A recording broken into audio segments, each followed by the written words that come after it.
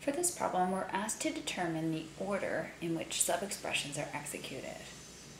So what we've got on this return statement line is a call on function max. Max takes two arguments. In order to evaluate max, we need to start by evaluating its arguments.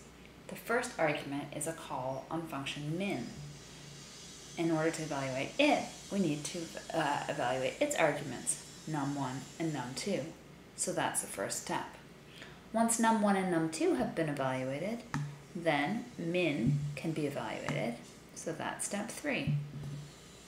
And at that point, the first argument to max has been evaluated, so we move on to evaluating the second argument. The second argument, we will evaluate value 1, then value 2. Once those two arguments have been evaluated, we can evaluate the call on min. And at this point, we can evaluate the call on max. Step 7. Now for a second problem.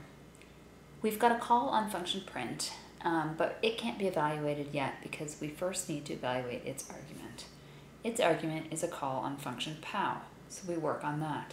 We start by evaluating its first argument, and that's step 1, and then we need to move on to evaluating its second argument. We try to evaluate pow, but we need to evaluate its first argument.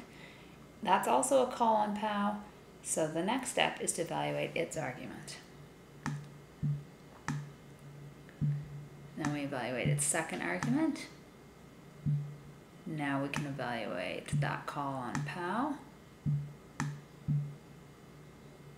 That takes care of the first argument to this pow. Moving on to the second argument.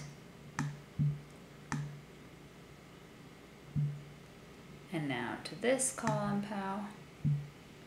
Step 6. To the outer call on pow. And finally to the call on print.